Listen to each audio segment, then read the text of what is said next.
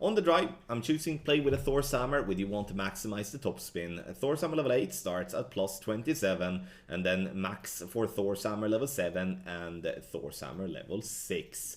I would strongly advise to play with a topspin boost ball, such as an Albatross ball, if you do play with Thor's Hammer level 6 or even below, and go just full boost that you do have with that ball. With Thor's Hammer level 7 or level 8, you can play with a Luminary, and that's why I'm choosing to display this video here.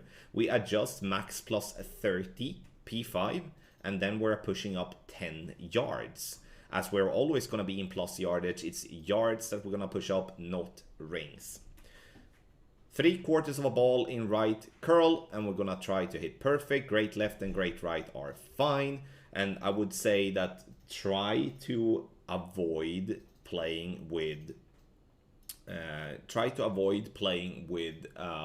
a strong 1159, because that could technically risk you having the first bounce into the rough. But again, that's a massive error if you would do that. You can play with other topspin boost balls if you would like, if you want to spend something else. I would recommend though the power, because the power will be necessary on the second shot. So I would pick between the power 5 ball, maybe a power 4 topspin boost ball could be a possibility as well, which will give us a distance and not give us any crap when it comes to the second shot.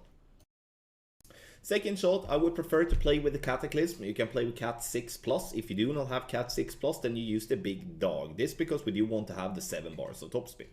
7 topspin, 2 left spin now. The important part here now is to look at, I would say, the third bounce is going to be. But obviously, you know, with lower level Cat or Big Dog, you won't see the rollout as we do on Cat 7 or 8. So it's going to be a little bit more of an estimation. But the important part is to try to mimic the second and the third bounce. And then adjust this max plus 10 P5 from plus 17. 75% of the ball outside to the left in curl. And try to hit perfect.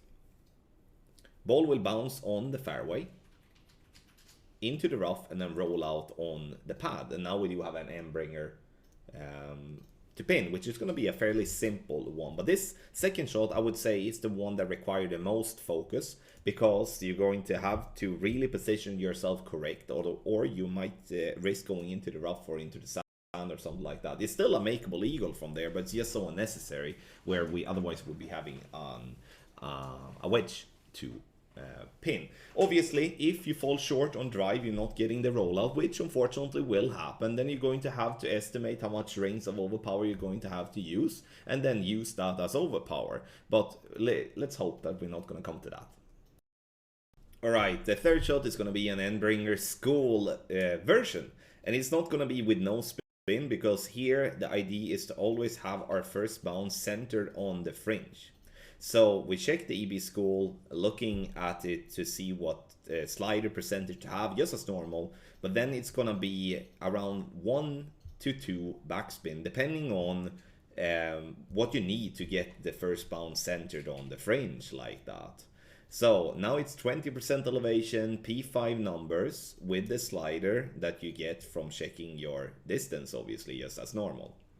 Perfect ball is going to be in here. So this is a nice way to lock in the eagle. Again, hole number 9 is a tough one. It requires full focus on 3 shots instead of just 2 on other holes. So this is a hole where you will see some players getting a birdie because they're not paying attention. They might mess up shot 1 or 2 or even shot 3. And unfortunately, that's going to be something that a lot of players will do.